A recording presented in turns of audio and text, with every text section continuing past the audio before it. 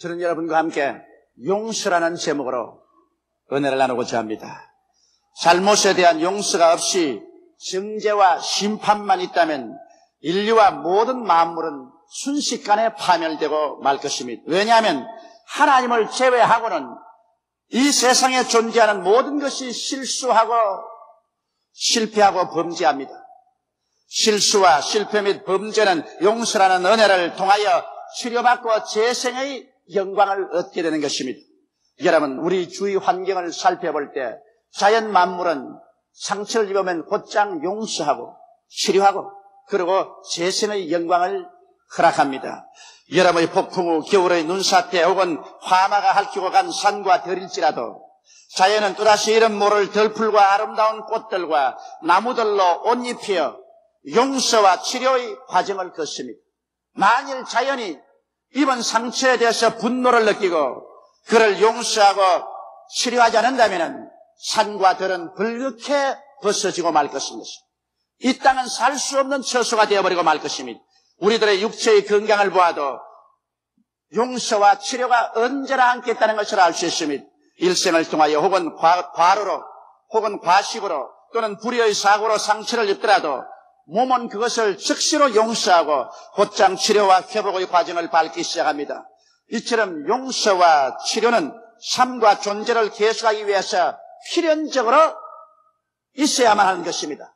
용서가 없고 그에 따르는 치료가 없으면 이 세상의 모든 존재는 파멸되어 버리고 마는 것입니다. 그러므로 여러분, 우리는 이 땅에 살면서 용서받아야 하고 또 용서해 줘야 하는 필연적인 책임을 가지고 있습니다. 그러면 우리가 어떠한 용서의 과정을 적극적으로 체험하면서 살아가야만 할까요? 첫째로 우리는 자기를 용서해 줘야만 하는 것입니다. 자기의 잘못을 사하지 못하는 자는 자기에 대하여 실망 혹은 절망하고 좌절하며 자학을 거치지 않습니다. 오늘 수없이 많은 사람들이 음울한 가운데 살고 있으며 열등의식과 좌절감, 자기 학대 속에 살고 있는 이유는 자기에 대한 깊은 용서가 없기 때문인 것입니다. 자기를 용서하면 자기를 용납할 수 있고 자기를 사랑할 수 있습니다. 자기를 사랑할 때야만이 인생을 긍정적이고 적극적으로 살 수 있으며 밝고 맑고 환한 태도를 가지고 살 수 있습니다. 그러나 자기를 미워하고 자기를 정죄하고 심판하고 살면은 언제나 음울한 가운데 살게 되며 모든 인생 만물을 부정적으로 바라보게 되는 것입니다. 나는 어떤 의사 한 사람이 환자를 돌보다가 본의 아니게 환자를 죽이고 말았었습니다. 그는 실제로 환자를 죽이려고 해서 죽인 것이 아니라 진단을 잘못해서 그 환자가 생명을 잃기 전에 투약을 하지 못하기 때문인 것입니다. 그러나 이 사람은 그것으로 말미암아 깊은 충격을 받았었습니다. 그러고 난 다음 자기를 용서할 수가 없었습니다. 자기는 의사의 자격이 없다. 자기는 이 이상 더 이제는 환자를 돌볼 아무런 능력이 없다고 생각했었습니다. 자기를 정죄했습니다. 심판했습니다. 자기를 박대하고 좌절감에 빠졌습니다. 그때로부터 식음을 전폐하고 심상에 들어 누워버렸었습니다. 가족들도 만나지 않고 사람들과 대화도 하지 않습니다. 눈은 충혈되어 시뻘겋게 되어 있습니다. 아무도 그를 도와줄 수가 없었습니다. 그러나 그의 조카가 예수를 잘 믿는 분인데 아저씨 곁에 가서 끊임없이 기도를 해주었습니다. 그러고 난 다음 아저씨에게 성경 말씀을 들려주었습니다. 얼마나 비참한 죄악 가운데 떨어진 인생도 하나님께서 그 아들 예수님을 보내셔서 그 죄를 대신 짊어지고 십자가에서 몸짓고 피 흘려 죽으셨다는 것을 설명해 주었습니다. 그래서 예수님의 용서를 받아들이지 않은 것도 무서운 교만이라고 설명을 해 주었습니다. 그는 점점 그 조카 딸의 전도를 듣고 하나님 말씀을 읽기 시작하고 그 마음이 깨어졌었습니다. 그래서 그는 예수님 앞에 자기의 실수와 죄악을 다 회개하고 난 다음 그 마음이 깨어져서 자기를 용서해 줄 수가 있었습니다. 자기를 용서하자 자기 스스로를 사랑할 수가 있었습니다. 그러자 그는 밝고 맑고 환한 인격을 다시 복구하고 그 다음 다시 병원에 나와서 주사기를 들고 환자를 돌볼 수가 있었습니다. 이와 같이 사람들은 이 세상에 살면서 자기를 용서한다는 것은 필연적인 사실로 꼭 있어야만 하는 것입니다. 일생을 통하여 여러분 이 세상에 살면서 자기를 용서할 필요가 없는 사람은 아무도 없습니다. 가룟 유다는 자기를 용서하지 않았었습니다. 그런 예수를 은삼십냥에 팔아먹고 그로 말미암아 다가온 깊은 정죄감과 고통 속에 몸부림쳤습니다만 기어코 자기를 용서하지 않고 자기에게 복수하고 말았습니다. 여러분, 자기에 대한 절대적인 정죄는 자살입니다. 그래서 그는 목매어서 자살해버리고 말았습니다. 자기를 용서하기 위해서는 먼저 하나님께 깊은 용서를 체험해야만 되는 것입니다. 베드로 보십시오. 베드로는 예수 그리스도를 겟세마네 동산에서 버리고 도망쳤습니다. 예수께서 안나사와 가야바의 뜰에서 심판당할 때 그는 그곳에 같이 있었습니다. 그러나 적은 계집종 앞에서 세 번이나 예수를 모른다고 부인할 때 세 번째는 저주하고 맹세하여 가로되 내가 저를 도무지 알지 못한다고 말하셨습니다. 그때 상처투성이의 예수께서 고개를 돌려 베드로를 보았었습니다. 그는 그 마음속에 두 날 가진 날카로운 검으로 찔리는 것 같았습니다. 그 길로 뛰쳐나와서 그는 바깥에서 땅을 치며 통구하고 울었었습니다.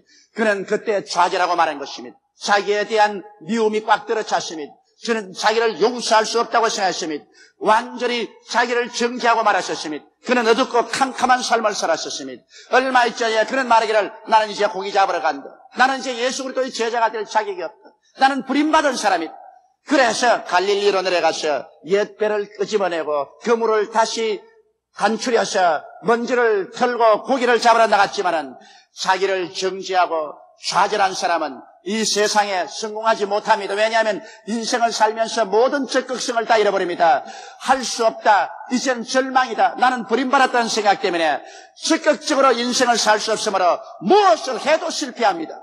베드로는 배를 타고 가서 그물을 던져서 잡아당겼으나 한 마리도 잡히지 않습니다. 열성이 없고 적극적인 태도를 잃어버린 그에게 고기가 잡힐 리가 없습니다. 새벽까지 그물을 던져도 한 마리도 못 잡았습니다. 새벽 안개가 갈릴리 해변을 잔뜩 덮었을 때 그 안개 건너편에서 예수님이 서서 말씀했습니다. 얘들아, 무엇이 있느냐? 아무것도 잡은 것이 없습니다. 배 오른편에 그물을 던져보라. 오른편에 그물을 던지니 고기가 많이 애워져 그물이 찢어지는지라. 요한이 말하기를 예수님이시다라고 말했습니다. 베드로는 예수님을 바로 만날 체면이 없었습니다. 그는 자기 스스로가 무자격자로 심판하고 말았기 때문입니다. 그래서 그 찬 바닷물에 뛰어들어가서 그는 헤엄을 치고 나왔었습니다. 그리고 온몸이 물에 적신 대로 예수님 앞에 섰습니다. 시아들이 다 나오자 예수님은 이미 불을 지펴놓으시고 떡을 구우시고 생선을 구워서 시아들을 배불리 먹이셨습니다. 그러고 난 다음에 이제 베드로를 용서하는 과정을 예수님이 가졌었습니다. 예수님께서 베드로를 보시고 하신 말씀이 베드로야, 이 모든 사람보다 너는 나를 더 사랑하느냐? 베드로가 말하기를 주여 내가 주를 사랑하나이다. 베드로는 어린 양을 먹이라고 말했었습니다. 그 다음 또 예수님께서는 베드로야, 이 모든 사람보다 나를 더 사랑하느냐? 베드로가 주여 내가 그러하외다. 그러면 내 양을 치라고 하셨습니다. 그 다음 예수님께서 또다시 세 번째 베드로야, 너희가 이 모든 사람보다 나를 사랑하냐고 말씀하시므로 베드로가 마음에 심히 근심하고 두려워하면서 주여 내가 주를 사랑하는 줄 주께서 아시나이다. 대답하자 주님께서 내 양을 먹이라고 말했습니다. 용서하지 않은 사람에게 주님께서 양을 먹인다는 중대한 책임을 지울 리가 만무합니다. 이 말은 내가 이제 너를 용서하고 너를 다시 복구시켜서 제자로 불러서 내 양을 책임지운다는 것입니다. 그리고 주님께서 일어나 나를 따르라고 말하셨습니다. 예수님에게 베드로는 용서를 받자 그 마음속에 깊은 치료가 다가왔습니다. 베드로는 자기를 용서할 수가 있었습니다. 자기를 용납할 수가 있고 자기를 사랑할 수가 있었습니다. 그러므로 베드로는 힘차게 일어나서 다시 그 인격이 밝고 맑고 환하며 긍정적이고 적극적인 사람으로 변화를 받게 된 것입니다. 여러분, 자기 혐오에 빠져 허덕일 때 하나님 앞에 회개하고 깊이 용서를 받으면 자기를 용서할 힘이 생기고 인격의 심층에서 치료가 다가오게 되는 것입니다. 오늘 그러므로 자기를 용서하지 않은 사람은 이 세상에서 아무것도 할 수가 없습니다. 무엇보다도 자기의 영혼의 가장 깊은 곳에 치료를 받고 자기를 사랑하기 위해서는 여러분 십자가 앞에 나와서 여러분의 모든 잘못을 다 회개하고 십자가에서 넘쳐나는 그리스도의 사랑을 받아들이고 하나님의 용서를 받아들여서 용서받고 그 다음 자기 자신을 용서하고 자기를 용납하고 자기를 사랑하는 여러분이 되시기를 주님 이름으로 축원합니다. 그럴 때 우리는 이 세상에 자기와 자기 운명을 사랑하고 행복하게 살아갈 수 있는 것이며, 둘째로 우리가 해야 될 일은 이웃을 용서해야만 되는 것이며, 이웃을 용서하지 못하고 이웃을 심판하고 정죄하는 사람은 위선자입니다. 왜냐하면 사람은 자기가 죄가 많고 용서받지 못할 감추인 죄가 있으면 있을수록 더 신랄하게 무섭게 이웃을 심판하고 정죄하게 되는 것입니다. 옛말에 종이 종을 부리면 촛대뼈를 뿌려놓는다는 말이 있습니다. 우리 생각에는 시집살이 무섭게 한 시어머니가 며느리를 얻으면 아주 사랑으로 대할 것 같지만은 실상은 그렇지 않습니다. 시집살이 심히 한 시어머님일수록 며느리를 맞이하면 안죽을 만큼 시집살이를 시킵니다. 그것이 사람의 심리적인 환경입니다. 남을 심히 정죄하고 심판한 사람일수록 그 마음속에 깊은 위선의 인격을 가지고 있습니다. 요한복음 8장 1절로 11절에 보면 예수님께서 성전에 나가서 복음을 전가하는데 수많은 사람이 모였었습니다. 그런데 갑자기 저 밖에서 여인의 울음소리가 나고 사람들의 웅성거리는 소리, 고함소리가 들렸습니다. 일시에 사람들이 돌아보니까 여기 한 여자가 끌려옵니다. 그는 머리가 산발이 되고 옷은 찢어지고 신발은 벗었고 몸은 상처 있고 눈은 울어서 충혈되어 있었습니다. 바리새 교인, 사두개 교인, 율법사, 즉 모세의 제자들이 이 여자를 끌고 와서 예수님 발 앞에 내동댕이 치고 난 다음 외쳐 말하기를, 선생이여, 이 여자는 가늠하다가 현장에서 잡혔습니다. 모세의 율법에는 이 여자를 돌로서 쳐 죽이라고 말했습니다. 손에 돌을 들어 보였습니다. 예수님, 당신은 이 여자를 어떻게 하겠습니까? 예수님은 즉시로 허리를 굽혀 손가락으로 글을 썼습니다. 무슨 글을 썼다는 내용이 기록되어 있지 않습니다. 그러나 성과 같이 사람들이 예수여, 이 여자를 당신은 어떻게 하겠습니까? 독촉하는지라 예수님이 고개를 들으셔서 이 사람들의 눈을 뚫어지게 바라보시고 난 다음 말씀하셨습니다. 너희 중에 죄 없는 자가 먼저 돌로 이 여자를 쳐라! 예수님의 이 말씀은 분할 가진 금보다 예리하게 그들의 양심을 꿰뚫었습니다. 간담이 순월했었습니다. 즉시로 예수님은 고개를 숙여서 허리를 굽혀 손가락으로 손가락으로 글을 썼습니다. 틀림없이 그들의 감추인 위선의 죄악을 백일천하에 드러내놓았을 것입니다. 이것을 보고 놀란 사람들은 모르다 돌멩이를 내버려두고 그러만 날 살려라 도망을 쳐버리고 말한 것입니다. 위선자들입니다. 이 여자를 돌로서 쳐 죽일 만큼 의로운 자였다면 예수님 앞에 당당히 서야 될 것 아닙니까? 그러나 자기들의 죄는 다 감추어 놓고 이 여자의 죄는 들추어내어서 고소하고 정죄하여 죽이려고 하는 이 사람들은 위선자였습니다. 그렇기 때문에 예수님께서 공명정대하게 그들의 실상을 드러내려고 하자 다 도망치고 말한 것입니다. 여러분, 이 세상에서 죄 없는 예수님은 죄인을 불쌍히 여기시고 사랑해서 살리려고 했었습니다. 예수님은 이 여자를 보고 고개를 들라 주위를 살펴보라, 너를 고소하고 정죄하는 자가 있느냐고 하셨습니다. 이 여자가 보니 아무도 없었기에 주여 없나이. 예수님 말씀하기를 나도 너를 정죄하지 아니한다. 집에 돌아가서 다시 죄를 짓지 말라고 말하셨습니다. 주님은 죄가 없으신 하나님의 아들이십니다. 그렇기 때문에 죄인을 불쌍히 여기고 긍휼히 여깁니다. 죄인을 불쌍히 여기지 않고 고소하고 심히 정죄하는 사람은 위선자인 것입니다. 그러므로 여러분과 내가 위선자가 되지 않기 위해서는 이웃을 용서할 줄 알아야만 되는 것입니다. 용서 안 하는 사람일수록 그는 위선자인 것이요, 용서하는 사람일수록 하나님께 용서받은 의인들인 것입니다. 여러분, 그러므로 우리들은 이 세상에 살면서 내가 용서받는 것이 필요한 것처럼 내 이웃도 용서해 줘야 되는 것입니다. 베드로가 한 번은 예수님께 나와서 물었습니다. 주님, 내게 범죄한 사람을 7분 용서하면 충분하겠지요? 베드로 생각에는 7분이면 제대로 용서해 준다고 생각했습니다. 그럴 때 예수께서 말씀하기를 아니라 내가 내게 말하니 7분씩 70번이라도 죄를 짓고 회개하고 나오거든 용서해 주라고 말씀하시고 이런 비유를 들어 말씀하셨습니다. 한 임금님이 신하와 비청산을 하는데 한 신하를 부르니까 그 신하가 1만 달란트 빚을 졌습니다. 1만 달란트라면 우리 한국 돈으로 약 100억 원 가까이 됩니다. 갚을 수가 없으면 자기 몸도 팔고 처자도 팔고 재산을 다 팔아서 빚을 갚도록 명령하니까 이 사람이 땅에 엎드려 통곡하고 울면서 용서를 해달라고 빕니다. 하도 사정이 딱하기에 임금이 다 용서하고 탕감해 주었습니다. 이 사람은 그 빚을 용서받고 탕감받고 왕궁에서 나오는데 마침 자기에게 100데나리 빚진 친구를 만났습니다. 100데나리라면 우리 한국 돈으로 지금 한 150만 원쯤 됩니다. 그 친구를 만나자마자 멱살을 잡고, 야, 이 녀석아, 내 돈 갚아라. 그래, 내 돈은 그저 땅에서 주었던 돈이라더냐? 갚아라. 150만 원 내놓아라. 내가 지금 돈이 없으니 말미를 주면 장사가겠다. 아니, 잔소리하지 말아라. 잡아서 그를 고소해서 감옥에 쳐넣어버렸었어요. 이 사실을 본 친구들이 너무나 안 되어서 임금님에게 보고했습니다. 임금님이 그 말을 듣자 이 사람을 다시 호출해서 왕궁에 불러들이고 난 다음에 엄히 명령하셨습니다. 야, 이 나쁜 놈아, 나는 너가 통회하고 간청하기에 100억 원의 빚을 다 탕감해 주었는데 너는 왜 너희 친구 150여만 원 빚진 자를 탕감하고 용서해 주지 못했는가? 이 사람을 잡아서 그 빚을 다 갚을 때까지 감옥에 넣어 고통을 주라고 말하셨습니다. 그러고 난 다음 예수께서 말씀하시기를 너희도 진심으로 너희 이웃을 용서해 주지 못하면 하늘에 계신 아버지가 이렇게 하시라고 말한 것입니다. 오늘 많은 사람이 인생을 살면서 이유 모를 심령의 고통을 가지고 삽니다.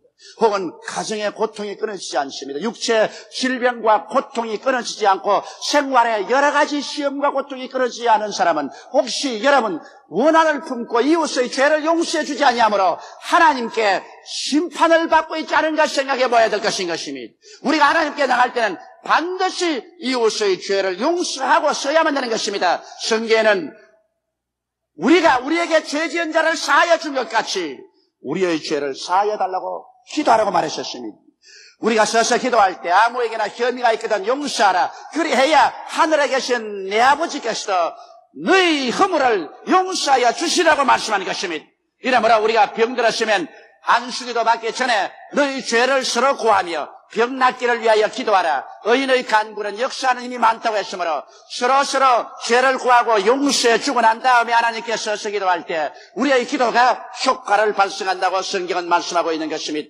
용서치 못할 때 고통당한다는 것을 잊지 마시기 바랍니다. 먼저 내 양심의 고통을 당하고 내 육체의 고통을 당하고 생활과 환경에 고통이 다가온다는 것을 잊지 말아야 되는 것입니다. 이러므로 일생을 살면서 용서가 필요하지 않은 사람은 한 사람도 없습니다. 그러므로 자기가 용서가 필요한 것처럼 다른 사람에게도 용서해주는 여러분이 되시기를 주님의 이름으로 축원합니다. 셋째로 용서에 대한 우리 하나님의 뜻을 알아봐야 되겠습니다. 여러분, 하나님께서는 용서하는 것이 아버지의 뜻입니다. 그렇지 않고야 하나님께서 어찌해서 아담과 하와가 에덴 동산에서 범죄했을 때 그대로 멸해버리지 아니하시고 짐승을 잡아 피를 흘리시고 가죽을 벗겨 옷을 해입혀서 내보냈겠습니까? 이것은 상징적인 의미가 있습니다. 왜냐하면 아담과 하와가 죄를 지었으므로 타인이 피를 흘려서 그 가죽을 벗겨 입혀야 산다는 것입니다. 이것은 장차 하나님의 아들 예수께서 오셔서 피를 흘려셔서 죄를 속하고 그 의의 이복을 벗어서 인류에게 입혀줄 것을 상징적으로 보여주신 것입니다. 구약 4,7년 동안 짐승의 피가 강물처럼 흘러섰습니다. 이것은 구약 4,000년 내내 하나님은 인류를 용서하기 위해서 세월호 그 아들 예수님이 오셔서 피를 흘릴 것을 예언한 것입니다. 하나님이 세상을 이처럼 사랑하사 독생자를 주셨으니 누구든지 저를 믿으면 멸망하지 않고 영생을 얻으려는 하나님의 약속은 값없이 주어진 약속이 아닌 것입니다. 우리가 죄사함 받을 때는 믿음으로 값없이 받지만 하나님 편에서는 무서운 대가를 지불하셨으며 하늘과 땅을 다 주고도 바꿀 수 없는 그 아들 예수를 이 세상에 보내셨습니다. 그는 동정녀 마리아의 몸을 통해서 이 세상에 사람의 몸을 쓰고 태어났어요. 30년 사시고 3년 동안 하나님 나라를 전파하시고 난 다음 그가 자원해서 우리의 죄물이 되기 위해서 십자가에 올라간 것입니다. 여러분과 나는 우리 죄대로 심판받으면 한 사람도 살아남을 수 없는 것은 여러분과 나는 우리의 죄의 빚을 갚기에도 능하지 못합니다. 그러나 예수님은 하나님으로서 사람이 되어오셔서 죄가 없었기 때문에 우리의 죄를 다 갚고도 능히 부활할 수 있는 여유가 있었습니다. 그러므로 예수님께서는 여러분의 죄, 여러분의 불의, 여러분의 추악, 여러분의 저주와 절망을 자원해서 걸머지시고 십자가에 올라가시죠. 오전 9시에 주님 십자가에 못 박여서 낮 12시가 되면 천지가 어두워지시죠. 그리고 마지막 오후 3시가 되면 예수님은 그 말할 수 없는 고통 가운데서 하나님이여 하나님이여 어찌하여 나를 버리시나이까 절규했습니다. 그리고 내가 다 이루었다고 외치실 때 모든 인류의 죄악은 예수 그리스도의 고난을 통해서 청산되었습니다. 과거의 죄도 청산되었습니다. 현재의 죄도 청산되었습니다. 미래의 죄도 청산되었습니다. 하나님은 그리스도 예수의 제물을 바라셔서 인류의 죄악을 하나님 편에서 일방적으로 용서해버리고 말한 것입니다. 예수님의 심장이 터져서 피와 물을 쏟은 그 대가가 용서로서 인생에게 주어진 것입니다. 그러나 하나님이 아무리 일방적으로 용서해 놓아도 회개하고 이 용서를 받아들이지 않으면 그 용서는 소용이 없습니다. 여러분, 인류에게 2000년 전에 이미 하나님은 용서를 선포했지만 수많은 사람들이 이 용서를 짓밟아버리고 발로 차고 침을 빼앗고 무시하고 그들은 지나가셨습니다. 그래서 하나님의 용서를 받지 못하고 그들의 육신의 장막이 무너질 때 맹렬한 하나님의 심판을 받아 지옥으로 떨어지고 말았습니다. 여러분, 용서하는 하나님은 용서를 거역하는 사람에게는 심판을 내릴 수밖에 없습니다. 다른 도리가 없는 것입니다. 지금도 하나님께서는 온 인류에게 값없이 용서를 주기를 원하시는 것입니다. 용서해 주는 자가 십자가를 걸머치고 용서받는 자는 값없이 받기를 하나님 원하고 있는 것입니다. 이 용서는 회개하고 예수를 구주로 모실 때 하나님 편으로부터 받을 수가 있는 것입니다. 여러분과 나에게 하나님이 원하는 대가는 아무것도 없습니다.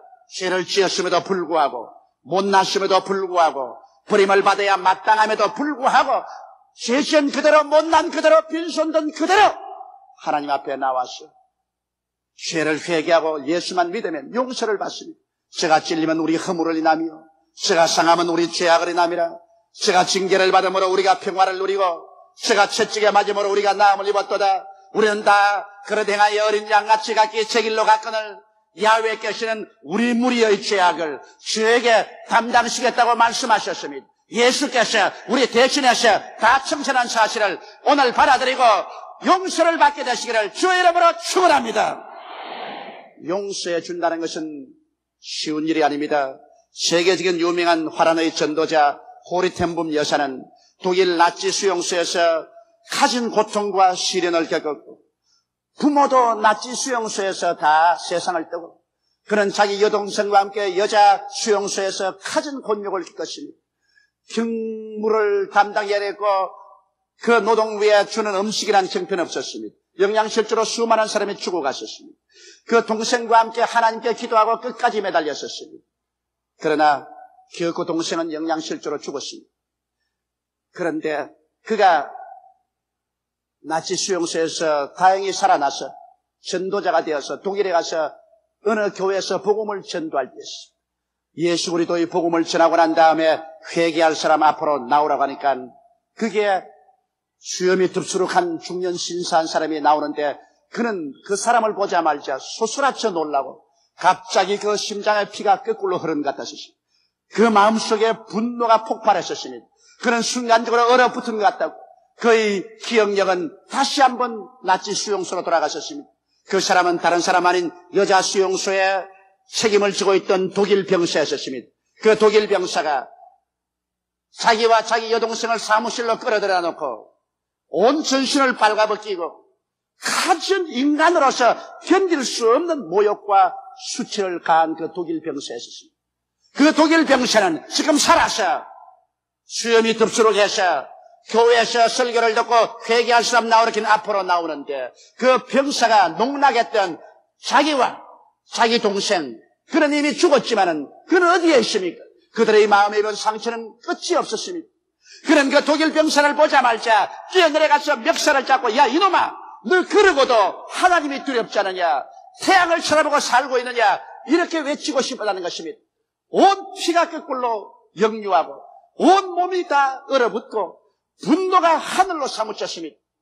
그럴 때 주님께서 자기 마음속에 뚜렷이 말씀하더랍니다. 호리텐붐아 너를 빨가벗기고 너 동생과 함께 온갖 인간으로서 견딜 수 없는 수모를 주던 그 독일 사람이 지금은 민간인이 되어서 너 앞에 서서 회개하고 나오고 있는데 너 마음속에 그를 보고 분노하고 용서해 줄 마음이 생기지 않지. 그러나 용서해 주는 자가 십자가를 걸머집니다. 나는 내가 지은 백성이 나를 버리고 나가셔 나를 향해서 모욕하고 침뱉고 온갖 흉악한 짓을 다할 때 내가 그들의 죄를 내가 짊어지고 십자가에 못 박겠다. 나를 보는 사람들은 고개를 흔들며 침을 빼앗고 욕을 하며 성전을 헐고사 아래 지는 자여 네가 하나님의 아들이면 십자가에서 내려오라 고함고함 쳤지만은 나는 그들을 위해서 용서를 빌어주었다. 용서해 주는 자가 십자가를 걸머지는 거다. 그러므로 네가 이 독일 사람을 용서해 줄 수 있다면 너는 나의 십자가의 고난에 동참하는 사람이 되는 것이다. 너 이 사람을 용서해 주어야만 한다. 고르텐붐 여사는 그 앞에 나온 독일 남자는 자기가 모욕을 가한 그 여자가 지금 부흥사가 되어 와 있다는 것을 몰랐었으니 고르텐붐 여사는 손을 내밀었다고 하는 것입니다. 그는 그 독일 사람의 손을 잡고 형제여 하나님이 당신을 사랑합니다. 나는 당신을 용서합니다. 예수께서 당신을 위해서 십자가에 못 박아 죽으셨으니 내가 당신을 정죄할 수 없습니다. 당신을 위해서 기도합니다고 그가 기도해 줄 때 그의 온 혈관 속에 그리스도의 사랑이 불길처럼 타오르더라는 것입니다. 하나님의 사랑이 마치 바다의 파도처럼 그 영혼 속에 사무쳐 오더라는 것입니다. 그는 그곳에서 한없이 울고 통곡하며 예수께서 우리를 위해서 얼마나 큰 모욕을 참으시고 얼마나 큰 슬픔을 참으시고 십자가를 걸머졌다는 것을 만분지일이라도 체험할 수 있다는 것입니다. 그래서 그 독일 사람을 용서하고 그가 그 예배를 마치고 나올 때 진실로 그리스도의 사랑을 조금이라도 뼛속까지 느끼며 체험할 수 있다는 이런 간증을 기록한 것을 제가 읽어보았었습니다. 여러분, 이 세상에는 용서받는 사람이 대가를 지불해야 될 것 같지만은 그렇지 않습니다. 용서해 주는 사람이 자기가 상처를 입고 짓밟히고 모욕을 당했음에도 불구하고 그 상처를 참고서 용서해 주는 것입니다.